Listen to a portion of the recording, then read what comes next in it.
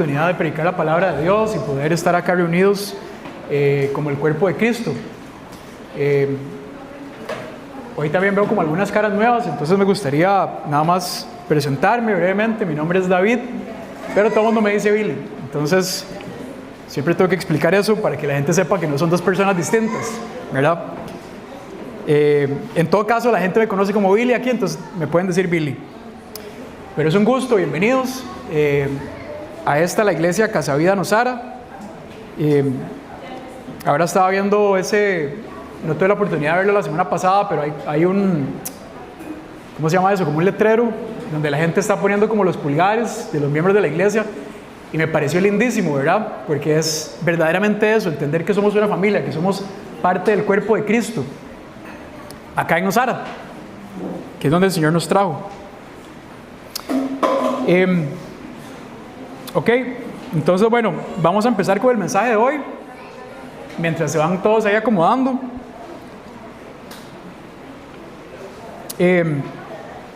Si alguno tuvo oportunidad de estar acá la semana pasada y escuchar la prédica que nos dio Manu, probablemente escuchó que en esta sección de la carta de Efesios, Pablo empieza a hacer una transición entre cuestiones doctrinales, digamos teológicas, y empieza a hacer una transición hacia cuestiones prácticas, hacia principios prácticos de la vida cristiana. De modo que los últimos 3 o 4 mensajes que hemos estado predicando acá en Casa Vida Nosara se han enfocado en estas conductas, en estos principios prácticos que caracterizan la vida de los cristianos. Ese ha sido el enfoque de las últimas 3 o 4 semanas. O sea que Pablo básicamente está pasando de cuestiones teóricas, por decirlo de alguna manera, a cómo se ve eso en la práctica, o sea, cómo se ve eso en el día a día, en la vida cristiana de cada uno de nosotros. De modo que Pablo está dando una guía necesaria de cómo se ve la vida cristiana, o sea, cómo caminamos nosotros los cristianos, quienes seguimos a Jesús. ¿Y por qué creen ustedes que Pablo estaba haciendo eso? O sea, ¿por qué era necesario que él diera esta guía? ¿Qué creen ustedes?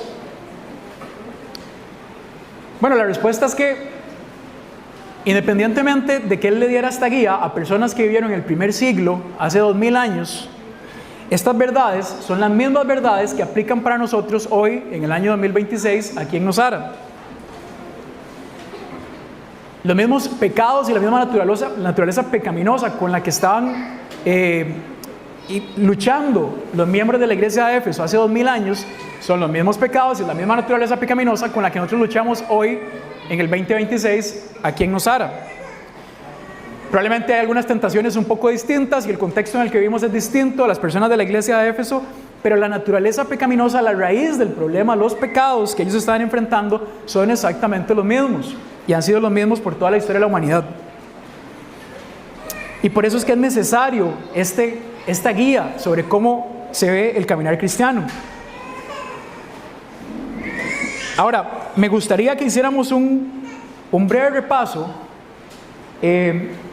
un recorrido por la serie de principios prácticos que hemos estado hablando las últimas 2 o 3 semanas. Entonces aquí hice una lista y la voy a leer para ustedes. Hemos hablado sobre decir la verdad, controlar la ira, trabajar honestamente, hablar de manera que edifique, abandonar amargura y malicia, ser bondadosos, ser compasivos, perdonar a los demás, imitar a Dios en amor, evitar la inmoralidad sexual, buscar la pureza moral, cuidar nuestro lenguaje, vivir como hijos de luz. Y si eso no es suficiente, hoy vamos a añadirle otros más: buscar la sabiduría con diligencia, aprovechar bien el tiempo, no ser insensatos, no embriagarnos o emborracharnos, vivir con gratitud y someterse unos a otros. Entonces, si usted es como yo, un ser humano común y corriente y un tremendo pecador, cuando ve toda esta lista de cosas que hemos hablado, probablemente a usted le pasa lo mismo que a mí, que yo veo la lista y reviso mi caminar y digo, yo pucha, soy terriblemente lejos de tan siquiera poderle hacer un check y decir, hay unos cuantos de estos principios que yo estoy aplicando al 100% en mi vida. O sea, que yo puedo decir es algo que yo vivo día a día. Estoy terriblemente lejos de eso. Estamos terriblemente lejos de eso. ¿Ok? Y entonces la pregunta que nos tendríamos que hacer entonces es, ¿puedo caminar siguiendo siempre estos principios? Esta es una posibilidad. Que esos principios prácticos de la vida cristiana sean una realidad en mi vida todos los días, de manera consistente, al 100%. Y bueno, la respuesta es muy corta. La respuesta es no, es imposible. Ahora, si fuera posible, si realmente fuera capaz de hacerle un check a cada uno de esos, ¿verdad?, ese checklist de comportamientos cristianos, si yo pudiera hacerle un check a cada uno de esos y decir, sí, claro, esto es algo que yo cumplo todos los días de mi vida. Si eso fuera posible, Jesús no tendría que haber muerto en la cruz para perdonar nuestros pecados y salvarnos de la perdición, y el mensaje del Evangelio no tendría ningún sentido, porque de ahí no sería necesario, ¿cierto? Entonces, hoy vamos a profundizar un poco en esta tensión que se genera entre el Señor me manda a obedecerlo y a caminar y hacer estas cosas y hacerlo de manera diligente como un seguidor de Cristo, pero a la vez no puedo, me cuesta, es muy difícil. Y vamos a profundizar un poco en cómo se ve eso. Tal como vimos la semana pasada en el mensaje que dio Manu, Pablo estaba llamando a los creyentes a ser imitadores de Dios como sus hijos amados. Y no sé si recuerdan que Manu estaba hablando de cómo los chiquitos, los hijos, imitan a sus padres y eventualmente se comportan como ellos. Eso era Efesios 5:1. Entonces, cuando somos llamados nosotros los creyentes a ser imitadores de Dios como sus hijos amados, nos damos cuenta de que esta lista que acabo de dar al inicio no es opcional. Es un mandato del Señor a obedecerlo a Él en todas las áreas de nuestra vida. ¿Se dan cuenta de la tensión que se genera ahí? Es un mandato, no es opcional, pero a la vez no puedo cumplirlo a cabalidad. Me es imposible. Entonces, ¿cómo se logra esto? ¿Cómo podemos navegar a través de la vida cristiana en esta situación? Y esa es la pregunta que vamos a tratar de contestar con el mensaje de hoy. Y antes de leer el pasaje nuevamente, me gustaría que oráramos. Padre Santo, Señor, te damos gracias una vez más por la oportunidad que nos das de reunirnos y de escuchar tu palabra, que es la que nos transforma y nos hace nuevas criaturas. Te pedimos, Señor, que traigas convicciones firmes a nuestro corazón sobre la obra del Espíritu Santo en nosotros, de la verdad de que el Espíritu Santo mora dentro de nosotros y cómo eso puede moldear nuestras acciones, nuestro pensamiento y nuestro caminar cristiano. Te pedimos, Señor, que nos ayudes a caminar en la libertad, en el descanso de saber que es a través de Cristo que podemos lograr estas cosas y no a través de nuestras fuerzas. Te pido, Señor, que así como hablaste a la iglesia de Éfeso hace 2000 años, hoy hables a nosotros y podamos tener ese entendimiento, esa claridad, esa fe, con un corazón lleno de gratitud por lo que Cristo ha hecho en nosotros. Te pedimos todo esto en el nombre de Jesús. Amén. Ok, entonces, habiendo dicho todo esto, vamos a leer el pasaje de hoy nuevamente, Efesios 5, del 15 al 21. Así que tengan cuidado de su manera de vivir. No vivan como necios, sino como sabios, aprovechando al máximo cada momento oportuno, porque los días son malos. Por tanto, no sean insensatos, sino entiendan cuál es la voluntad del Señor. No se emborrachen con vino, que lleva al desenfreno. Al contrario, sean llenos del Espíritu. Anímense unos a otros con salmos, himnos y canciones espirituales. Canten y alaben al Señor con el corazón, dando siempre gracias a Dios el Padre, por todo en el nombre de nuestro Señor Jesucristo. Y por último, el versículo 21 dice, sométanse unos a otros por reverencia a Cristo. Bien, como les mencioné al inicio, Hoy vamos a seguir con esta lista de principios prácticos de la vida cristiana. Y ahí en esos primeros 3 versículos encontramos estos principios prácticos de una manera muy clara. No es necesario irnos muy profundo en el tema, porque está clarísimo. En el versículo 15, Pablo nos llama a revisar nuestra forma de vivir de manera diligente, buscando la sabiduría y dejando atrás la necedad. Es bastante claro. Versículo 15.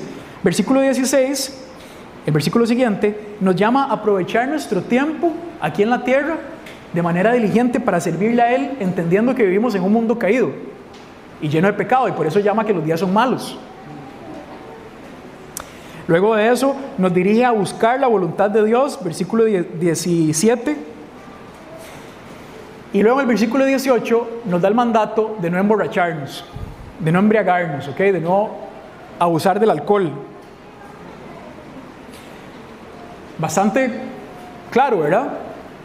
Son principios prácticos de la vida cristiana. Y hasta acá no he hecho más que repetir lo que el texto dice. No le hemos añadido nada más. Pero justo en este punto, cuando llegamos al versículo 18, en donde hay un punto de inflexión, hay algo que cambia en el mensaje de lo que Pablo está diciendo. La primera parte del versículo 18, ¿verdad? Nos dice: no se emborrachen con vino, lo cual los lleva al desenfreno. Esa es la primera parte del versículo 18. Y la segunda parte del versículo 18 dice: al contrario, o sea, en vez de eso, sean llenos del Espíritu. Ahora, puede parecer como un poco extraño que, ¿verdad? Pablo viene hablando de todo este tipo de cosas. De pronto nos dice: no se emborrachen. Y lo siguiente que dice es: en vez de eso, sean llenos del Espíritu. Es como extraño, ¿verdad? Que estemos hablando sobre emborracharse en medio de esto, y que pasemos de manera inmediata a hablar sobre ser llenos del Espíritu.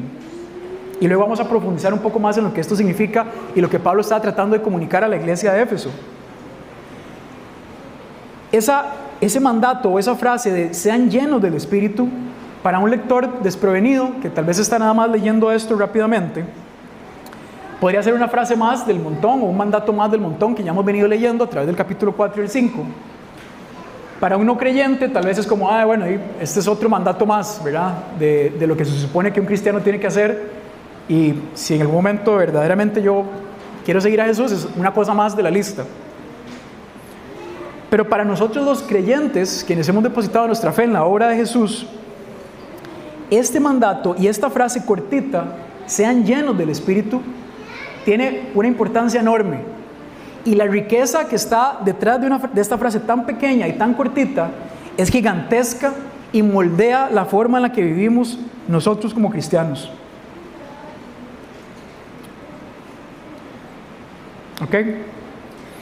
Por tanto, justamente en esta frase, sean llenos del Espíritu, en donde vamos a detenernos y vamos a dedicar la mayor parte del tiempo al mensaje de hoy. Si usted es un nuevo creyente, o si es tal vez la primera vez que visita la iglesia y nunca ha escuchado hablar sobre el Espíritu Santo, vamos a hablar un poco sobre eso. El Espíritu Santo no es una energía mística que está flotando en el aire, ¿verdad? Una cuestión ahí mística. No es una energía externa que Dios utiliza para hablar a las personas o para hacer algo. El Espíritu Santo es una persona, es Dios Espíritu, es la tercera persona de la Trinidad. Trinidad, entiéndase, Dios Padre, Dios Hijo y Dios Espíritu. Un solo Dios, 3 personas. Es el concepto de la Trinidad. El Espíritu Santo es Dios mismo, y es algo que debemos entender. Y por eso es que esta frase tan corta tiene una riqueza enorme.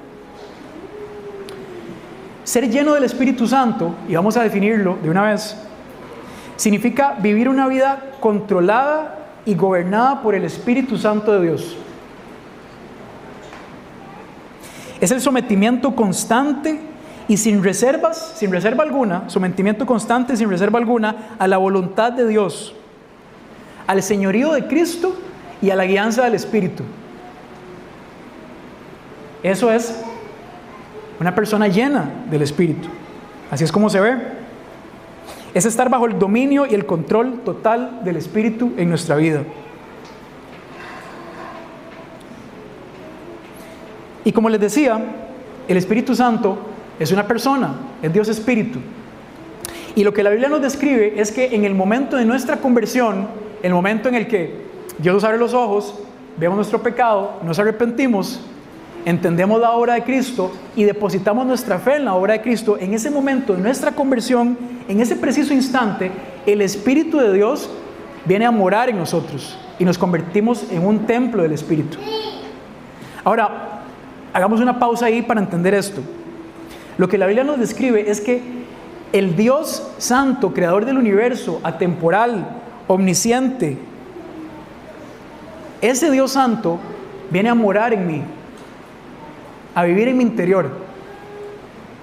Ciertamente es una verdad extremadamente profunda que nuestra mente humana no puede comprender. Mas sin embargo, lo vemos en la Biblia, lo creemos por fe y vemos el efecto de lo que eso produce en nuestra vida. Es importante entender que Dios es uno solo. No existen pedacitos de Dios, no existen porciones de Dios, ni grados de Dios, ni porcentajes de Dios. A veces escuchamos cosas que personas dicen como, bueno, es que necesitamos una doble porción del Espíritu. O necesitamos que el Espíritu nos llene por completo, o necesitamos una triple porción del Espíritu, o cosas de ese tipo. Nada de eso tiene sentido. Dios es uno solo. El Espíritu Santo viene a morar en nosotros en su totalidad. No en grados, no de forma gradual, ni de forma progresiva. No importa si usted es un cristiano que tiene 50 años de seguir a Cristo y está trabajando en misiones en Mauritania. No importa si usted es un cristiano que tiene un par de días de haber reconocido a Cristo como su Señor y su Salvador y empezar a caminar en la luz. Esas dos personas tienen al Espíritu Santo viviendo en su interior. Y como les decía, es una verdad profunda que transforma nuestras vidas. Ok, leamos un par de pasajes y lo vamos a ver también acá en la pantalla. 1 Corintios 3, 16. Ese es Pablo hablándole a la iglesia de Corinto. Dice: ¿no saben que ustedes son templo de Dios y que el Espíritu de Dios habita en ustedes? Somos templo de Dios y el Espíritu de Dios habita en nosotros como creyentes. Juan capítulo 14, versículo 16 al 17. Estas son palabras de Jesús para sus discípulos hablando sobre el Espíritu Santo. Y yo pediré al Padre y les dará otro consolador, para que los acompañe siempre. El Espíritu de verdad, a quien el mundo no puede aceptar, porque no lo ve ni lo conoce. Pero ustedes sí lo conocen, porque vive con ustedes y estará en ustedes. ¿Ven la descripción que hace Jesús de cómo se ve la obra? ¿Cómo se ve la morada del Espíritu Santo en nuestras vidas? Y hay un contraste aquí entre las personas del mundo, los no creyentes, los incrédulos que no pueden conocer, que no pueden ver al Espíritu, en contraste con nosotros los creyentes que lo conocemos, que queremos agradarle y que vive en nosotros para guiarnos.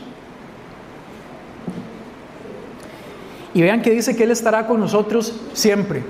Y cuando dice siempre, es siempre. El Espíritu Santo de Dios está con nosotros todos los días, en todo momento. Y sin duda esto tiene que llevar a examinarnos nuestra conducta.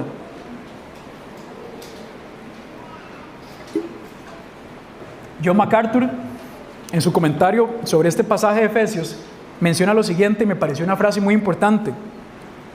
Dice: el cristiano no está pecando por la ausencia del Espíritu Santo, sino a pesar de su presencia. ¿Ven qué loco? No es que el cristiano peca porque el Espíritu Santo está ausente en su vida, sino que está pecando a pesar de que el Espíritu Santo vive dentro de él. Es una verdad que debería transformar la forma en que vivimos. Y entonces, hay aquí dos conceptos importantes.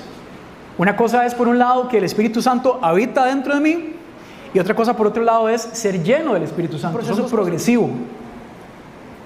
Y para que podamos entenderlo, me gustaría también hacer énfasis en qué no es la llenura del Espíritu. Lamentablemente, y especialmente en muchas iglesias aquí de Latinoamérica, la llenura del Espíritu se entiende como una experiencia dramática,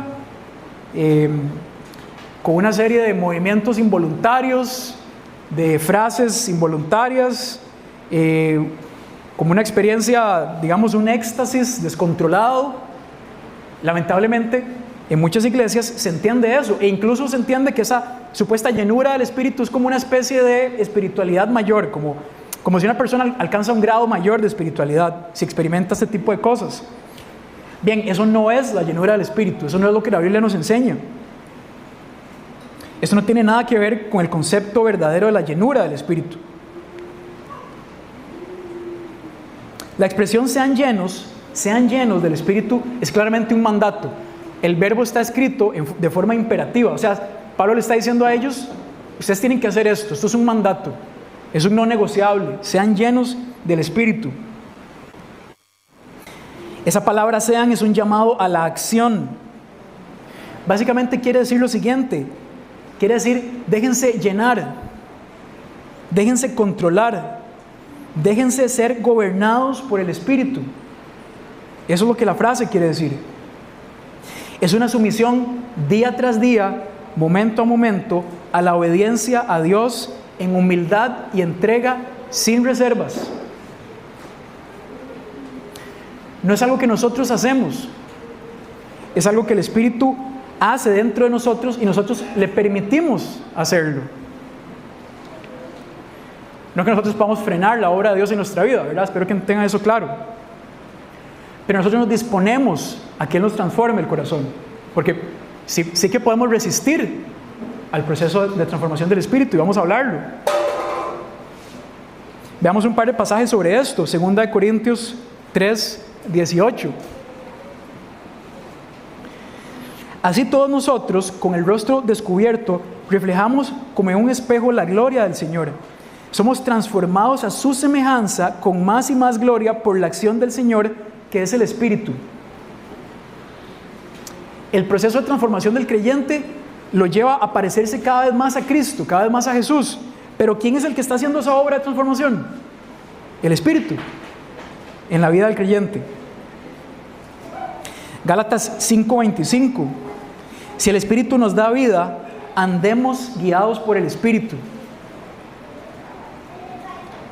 ¿Ven entonces la importancia de lo que tenemos que entender sobre la obra del Espíritu Santo en nuestras vidas y cómo eso debe llevarnos al descanso absoluto de que no es en nuestras fuerzas, no es en nuestras capacidades, sino que es en la obra progresiva de transformación que Él hace en nuestra vida? Entonces, esto nos quita el peso de las obras. No soy yo, no es en mis capacidades, es en Él. ¿Recuerdan el checklist que le di al inicio, todo lo que hemos venido hablando? Fuera del Espíritu Santo, ese checklist es una carga que me es imposible llevar. Voy a terminar exhausto, muerto. Incluso, como decía Martín Lutero, que llegó a odiar a Dios, entendiendo que eran sus fuerzas en las que él tenía que hacer todo eso para poder ganar la salvación. Pero eso no es lo que nos describe la Biblia. Cada vez que yo tomo el timón de mi vida y me comporto como el capitán de mi vida, le estoy diciendo a Dios, yo sé mejor hacer las cosas de lo que usted me está guiando. Le estoy diciendo al Espíritu, yo puedo tomar el timón de mi vida y puedo hacer esto y esto y lo otro. Estamos siendo rebeldes. Estamos diciendo a Dios que básicamente podemos conducirnos solos cuando ya nos hemos dado cuenta de que es absolutamente imposible conducirnos sin su guianza en el mundo. Fuera de la obra del Espíritu Santo en nuestra vida es imposible obedecer a Dios.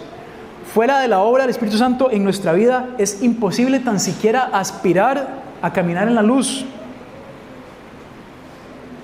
Y esto debe llevarnos a la paz, al descanso, a saber de que es Él el que hace su obra en nosotros. Sin el Espíritu Santo, esta sería probablemente una charla de autoayuda y yo sería una especie de coach espiritual que le está diciendo a un montón de gente cómo debería alcanzar un estándar moral más alto. Y entonces todos nosotros aquí seríamos un grupo de personas que están tratando de ayudarse unos a otros para vivir un estándar de moral más alto. Pero realmente no estamos siendo transformados. Sin la obra del Espíritu Santo, nada de esto sería posible. Terminaríamos abrumados, exhaustos, como ya dije.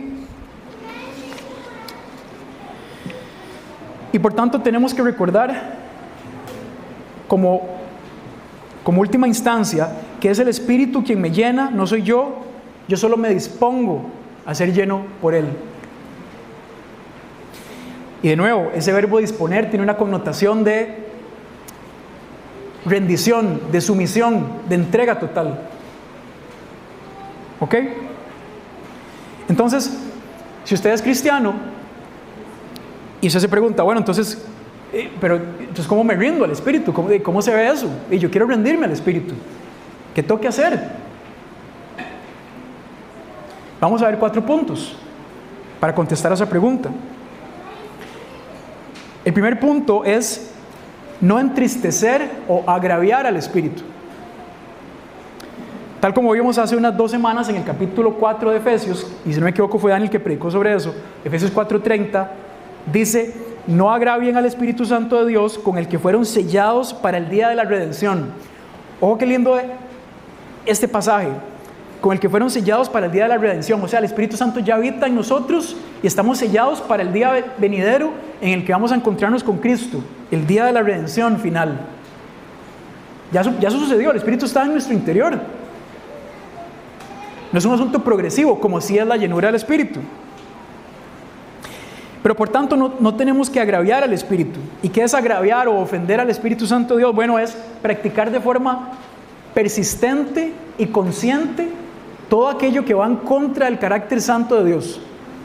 Eso es agraviar al Espíritu Santo de Dios. De una manera persistente y consciente, yo estoy tomando la decisión de tomar el timón de mi vida y estoy caminando contrario al carácter santo de Dios. Eso es agraviar al Espíritu.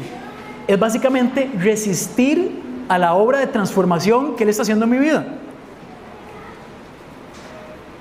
¿Verdad? Para los que surfean o los que surfeamos, ¿verdad? Cuando viene un set gigante, yo no lucho contra el set, ¿verdad? Yo me voy ahí y espero a que pase, ¿verdad? Pero muchas veces nosotros luchamos contra el proceso de transformación del Espíritu Santo en nuestra vida. Ok, punto número 1, no entristecer o agraviar al Espíritu. Punto número 2, tener presente en todo momento que el Espíritu habita dentro de nosotros. Tener presente esta realidad espiritual profunda y transformadora de que el Espíritu Santo está conmigo en cada instante, a cada momento, en mi interior. Leamos Juan 16, del 13 al 15. Juan 16, del 13 al 15 dice: pero cuando venga el Espíritu de verdad, Él los guiará a toda la verdad, porque no hablará por su propia cuenta, sino que dirá solo lo que oiga y les anunciará las cosas por venir. Él me glorificará porque tomará de lo mío y se lo dará a conocer a ustedes. Este es Jesús diciéndole a los discípulos que el Espíritu Santo toma de Él y nos lo da a nosotros.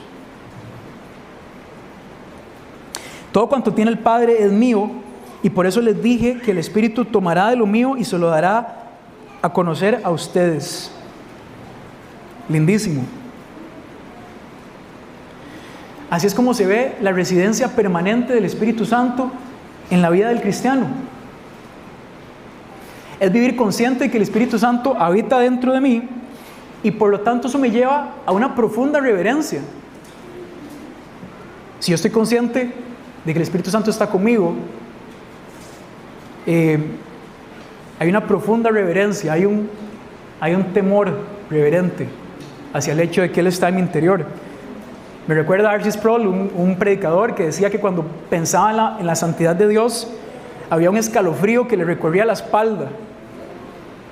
Ese mismo sentir es cuando tan siquiera empezamos a entender o comprender que el Espíritu Santo vive en mi interior.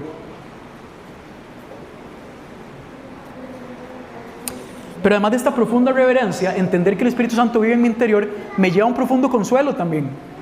Me lleva al consuelo de saber que mi lucha contra el pecado no es un asunto que debo vivir solo, sino que Él está conmigo. Y es Él el que pone en mí un deseo de parecerme cada vez más a Cristo. Ese era el punto número 2. Punto número 3, dejar que Él me guíe. Vamos a leer Gálatas 5 del 16 al 18. Así que les digo, vivan por el Espíritu y no sigan los deseos de la carne, porque ésta desea lo que es contrario al Espíritu y a su vez el Espíritu desea lo que es contrario a ella. Vean esa tensión, ese contraste que hay, ese struggle, esa lucha entre la carne y el Espíritu. Los dos se oponen entre sí, de modo que ustedes no pueden hacer lo que quieren, pero si los guía el Espíritu, no están bajo la ley. Ese es un consuelo lindísimo que tenemos en nuestra vida. Si nos guía el Espíritu, ya no estamos bajo la ley, no estamos en condenación. De nuevo, si yo estoy llevando el timón de mi vida y le estoy diciendo al Espíritu, no, yo me encargo de esto, yo sé lo que tengo que hacer y yo hago lo que me da la gana, entonces estoy alimentando mi carne y por tanto me estoy resistiendo a su obra de transformación en mi vida. Debemos dejar que el Espíritu nos dirija en todo momento. Debemos disponernos a eso, como ya lo mencioné. Y el punto 4, sobre cómo rendirnos al Espíritu, tiene que ver con la palabra de Dios. Es la palabra de Dios, las Escrituras, que son las que transforman el corazón de nosotros los cristianos. Y para eso vamos a leer Colosenses 3 del 16 al 17 y vamos a establecer una serie de similitudes o de paralelismos que hay entre Colosenses 3:16 y el pasaje que estamos leyendo hoy. Leamos Colosenses 3:16. Dice lo siguiente: que habiten ustedes la palabra de Cristo con toda su riqueza. Instrúyanse y aconséjense unos a otros con toda sabiduría. Canten salmos, himnos y canciones espirituales a Dios con gratitud de corazón. Y todo lo que hagan de palabra o de obra, háganlo en el nombre del Señor Jesús, dando gracias a Dios el Padre por medio de Él. Eso dice Colosenses 3:16. Ahora leamos Efesios 5 del 18 al 20 y vean las similitudes y vean el paralelismo que hay entre estos dos pasajes. Efesios 5:18. Al contrario, la segunda parte del 18, al contrario, sean llenos del Espíritu. Anímense unos a otros con salmos, himnos y canciones espirituales. Canten y alaben al Señor con el corazón, dando siempre gracias a Dios el Padre por todo, en el nombre de nuestro Señor Jesucristo. ¿Están viendo la similitud que hay entre esos dos pasajes? El primero, Colosenses, nos está diciendo que habite en nosotros la palabra de Cristo en toda su riqueza, y como consecuencia de eso vamos a cantar himnos y vamos a animarnos unos a otros y vamos a dar gracias a Dios. Eso dice Colosenses. Efesios, por otro lado, está diciendo: sean llenos del Espíritu, y como consecuencia de eso vamos a cantar himnos, vamos a animarnos unos a otros y vamos a vivir en gratitud con el Señor. De modo que tanto la llenura del Espíritu como el hecho de que la palabra de Dios habite en toda su riqueza en nuestro interior producen el mismo resultado. Y es el paralelismo que hay entre estas dos cosas, y por eso es que la palabra de Dios es fundamental para que nosotros podamos rendirnos a la guianza del Espíritu Santo en nuestras vidas. Básicamente, una mente que es saturada por la palabra de Dios, una mente que está saturada por la palabra de Dios, es una vida que está llena del Espíritu. ¿Entienden la relación? Una mente saturada por la palabra de Dios es una vida que está llena del Espíritu. Ok, hasta ahora, digamos que hemos hablado como de los principios teóricos de lo que significa ser lleno del Espíritu, ¿ok? Entonces ahora veámosle un ejemplo práctico de cómo se vería esto en nuestra vida, en nuestro día a día, ¿de acuerdo? Entonces vamos a poner un ejemplo ficticio. Oiga, no estoy diciendo que tenga nada que ver con la realidad, pero pensemos en un esposo que ha tenido una semana de trabajo súper cansada, tiene varios proyectos ahí, los proyectos hay algunos que están atrasados, hay problemas, tiene que lidiar con personal, hay decisiones, el trabajo es difícil, es cansado, y el esposo no tuvo chance de entrenar ni surfear en un par de semanas porque está súper ocupado, entonces se siente cargado, está cansado, ¿cierto? Y además de eso, su perro se escapa de la propiedad y hace unos desastres en el vecindario, entonces tiene que lidiar con eso, ¿verdad? Es un ejemplo ficticio, no tiene nada que ver con la realidad. Y entonces este esposo llega a su casa y se encuentra con su esposa, y de pronto, a partir de una cuestión sin sentido, inicia una discusión con su esposa, y este esposo cansado dice un par de cosas que no tenía que haber dicho. Y entonces la esposa termina herida y lastimada por las palabras de su esposo.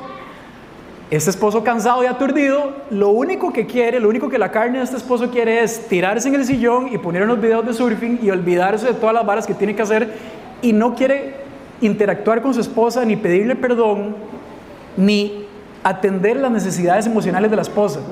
¿Ok? Básicamente la carne le está diciendo: hágase el ruso, como diríamos aquí, y o sea, y después arréglase, ¿verdad?, ese desmadre. De nuevo, es un ejemplo ficticio, no tiene nada que ver con la realidad, ¿verdad? Ahora, entonces este esposo se tira en el sillón y pone unos videos de surfing, pero de pronto viene a su mente Efesios 5:25. Esposos, amen a sus esposas como Cristo amó a la iglesia y dio su vida por ella para entregarla santa y sin mancha. Entonces, ¿qué hace el esposo? ¿Verdad? Se dispone a lo que el Espíritu puso en su corazón, porque no es que el esposo es un chavalo que dedica días enteros a memorizar la Biblia, es que el Espíritu le acaba de traer una verdad de la palabra de Dios a su mente. Ignora lo que el Espíritu Santo le está trayendo a su corazón, se resiste a la guianza del Espíritu Santo, o sigue la guianza del Espíritu Santo, habla con su esposa, le pide perdón, atiende sus necesidades emocionales y le demuestra el amor que Cristo demostró por su iglesia. Bueno, si alguno de ustedes es un esposo y está casado, se va a dar cuenta de que todas las veces en las que decidimos no seguir la guianza del Espíritu, la cosa termina muy mal y se hace un despelote, ¿verdad? Ese es un ejemplo práctico de cómo se ve una vida llena del Espíritu. ¿Vieron todos los componentes? El Espíritu es el que habita en mí, Él es el que me trae convicción de pecado, Él es el que pone en mí la palabra de Dios que transforma mi accionar, y yo simplemente me rindo a su guianza y sigo lo que Él quiere que yo haga. No soy yo porque soy muy carga, muy sabio, muy galleta, es porque Él me controla, Él me guía y yo me dispongo para que Él me controle y me guíe. Así es como se vive la vida cristiana. ¿Ok? Cada uno de ustedes podría pensar un ejemplo similar de su vida, de su día a día, ¿verdad? De cuestiones cotidianas. Ahora, habiendo dicho todo esto, vamos a regresar al pasaje original del día de hoy para cerrar el mensaje, ¿ok? Y vamos a irnos a los versículos iniciales. Versículo 15: tengan cuidado de su manera de vivir, no vivan como necios, sino como sabios, aprovechando al máximo cada momento oportuno, porque los días son malos. Ahora que entendemos lo que significa ser lleno del Espíritu, una persona llena del Espíritu entiende que el Dios Todopoderoso nos dio el regalo de la vida, pero que es un regalo limitado. Tenemos la vida contada, tenemos los días contados, tenemos un inicio y un final, y no sabemos qué va a pasar mañana. Entonces una persona llena del Espíritu tiene un anhelo genuino por vivir para el servicio de Dios, para la gloria de Dios, y aprovechar al máximo cada oportunidad y cada momento que tiene, haciendo un uso sabio del tiempo que Dios le ha dado aquí en la tierra. En banalidades, en cosas triviales del mundo, es un tiempo perdido para el servicio y para vivir una vida que demuestre la gloria de Dios a los demás. Con esto no quiere decir que entonces tenemos que salir corriendo aquí y ir a predicar el Evangelio a Indonesia, ¿verdad? Simple y sencillamente es en nuestro día a día cómo aprovechamos el tiempo para mostrar a Cristo a los demás, para predicar su palabra, para servir al Señor. y si alguien quiere salir corriendo, ir a predicar en Indonesia, buenísimo también, ¿verdad? Pero el versículo 17, que es el que sigue, dice: por tanto no sean insensatos, si no entiendan cuál es la voluntad del Señor. Es un llamado a dejar la insensatez y abrazar la sabiduría. ¿Cuál es la sabiduría? El temor de Dios. Dejo la insensatez, la necedad y abrazo la sabiduría. Y después de esto dice: no se emborrachen con vino, que lleva al desenfreno. Es clarísimo y está por todo lado en la Biblia que emborracharse es pecado, que es algo que está en contra del carácter de Dios y que es algo a lo cual los cristianos debemos huir. Ahora, muy importante dejar claro que lo que la Biblia describe es que lo que está mal es emborracharse, pero la Biblia no prohíbe el consumo de alcohol. Y de hecho hay algunos pasajes en la Biblia en donde incluso hasta se recomienda tomar vino. Pero, y aquí tenemos que tener mucho cuidado con cómo abordamos este concepto. Recordemos que el vino que se tomaba las personas del primer siglo, de hace 2000 años, era un vino que primero tenía un contenido de alcohol mucho menor del vino que tomamos hoy en día, y segundo estaba full diluido en agua, porque para las personas del primer siglo era mucho más saludable tomar vino que tiene el alcohol, que es un antiséptico, que tomar agua de cualquier lado, porque estamos hablando de personas del primer siglo que no tenían acceso al agua potable. Entonces, para poder potabilizar el agua, la mezclaban con vino, y por tanto el contenido alcohólico de ese vino era muy distinto de lo que nosotros hoy tenemos a disposición, ¿verdad? Entonces definitivamente tenemos que revisar si consumir alcohol es algo bueno para mí, si es algo necesario, si es algo que puedo hacerlo honrando a Dios en medio de eso, o si puede ser una piedra de tropiezo para mí o para otros hermanos. Definitivamente tenemos que tener cuidado con el alcohol, y desde luego no podemos caer en la embriaguez o en emborracharnos. Pero resulta interesante que Pablo está hablando de emborracharse, inmediatamente está hablando de ser lleno del Espíritu. Obviamente no es casualidad lo que está haciendo Pablo, sino que él está estableciendo un contraste. Y más allá del abuso del alcohol, lo que Pablo está diciendo es: vean estos dos contrastes. Por un lado, el emborracharme me lleva al desenfreno, me hace perder el dominio propio, nubla mis pensamientos, básicamente me inhabilita para ser guiado por el Espíritu, me vuelve carnal, me hace caminar en la carne, me lleva al desenfreno, al caos, a la falta de claridad. Mientras que por otro lado, ser lleno del Espíritu me lleva al dominio propio, me lleva a la mansedumbre, me lleva a la gratitud, me lleva a verdaderamente vivir una vida guiado por Dios, guiado por su palabra. La embriaguez es descontrol, mientras que la llenura del Espíritu es dominio propio. Ven el contraste entre esos dos elementos que Pablo está utilizando utilizando la embriaguez como una manera de contrastar lo que significa ser lleno del Espíritu. Y para concluir el mensaje de hoy, hay dos consecuencias que evidencian la llenura del Espíritu, y es lo que vemos al final de los capítulos 19, 20 y 21. Hay dos consecuencias que evidencian la llenura del Espíritu. Versículo 19: anímense unos a otros con salmos, himnos, canciones espirituales, canten y alaben al Señor con el corazón, dando siempre gracias a Dios el Padre por todo, en nombre de nuestro Señor Jesucristo. La llenura del Espíritu produce un verdadero gozo en el creyente, porque ya no camina en la esclavitud de las obras, ya no camina en la esclavitud del pecado, sino que ahora camina en la libertad y en la guianza del Espíritu. Y esa gratitud, sabiendo lo que Cristo ha hecho en nuestra vida, nos lleva a cantarle y a darle gloria y a animarnos entre nosotros como hermanos para seguir caminando el camino de la fe. Es una consecuencia natural de caminar con el Señor, lleno del Espíritu. Tener un corazón humilde que reconoce su incapacidad y que por tanto le da gracias a Dios por lo que ha hecho en su vida. Es lo que vemos ahí, acción de gracias. Cantar himnos, darle gloria a Él. Y la otra consecuencia de una vida llena del Espíritu la vemos en el versículo 21. y tiene que ver con la restauración de las relaciones humanas. Versículo 21, sométanse unos a otros por reverencia a Cristo. ¿Qué quiere decir esto? Someterse a otros significa un acto de humildad, es dejar de estar yo de primero y poner a la otra persona de primero. Y asumir una posición de servicio a la otra persona, sometiéndose el uno al otro. Siguiendo el ejemplo de ¿quién? De Cristo, quien no consideró su posición como el Dios creador del universo como algo a que aferrarse, sino que se despojó de eso para venir a servir en completa humildad y lavarle los pies a sus discípulos.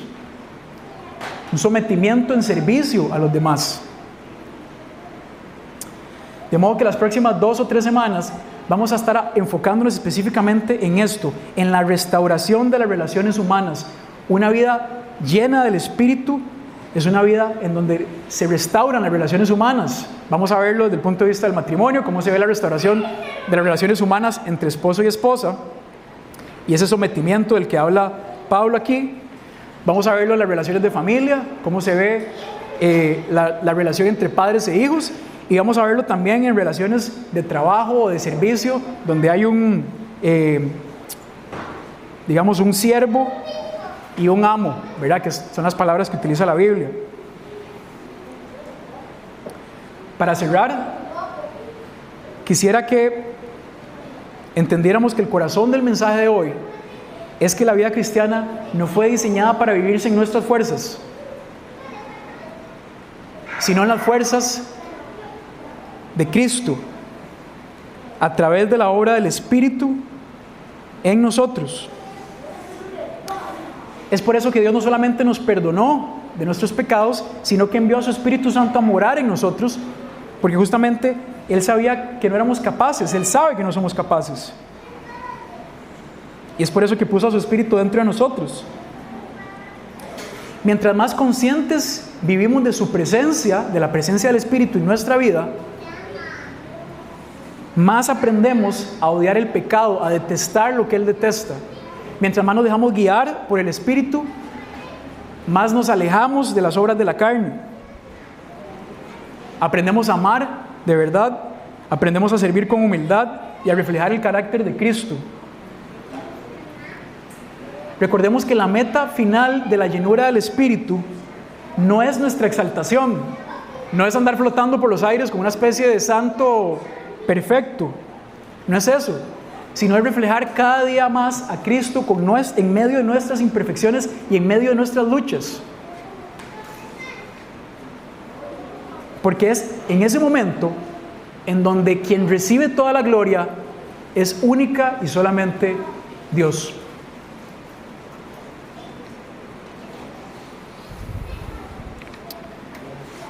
Bien.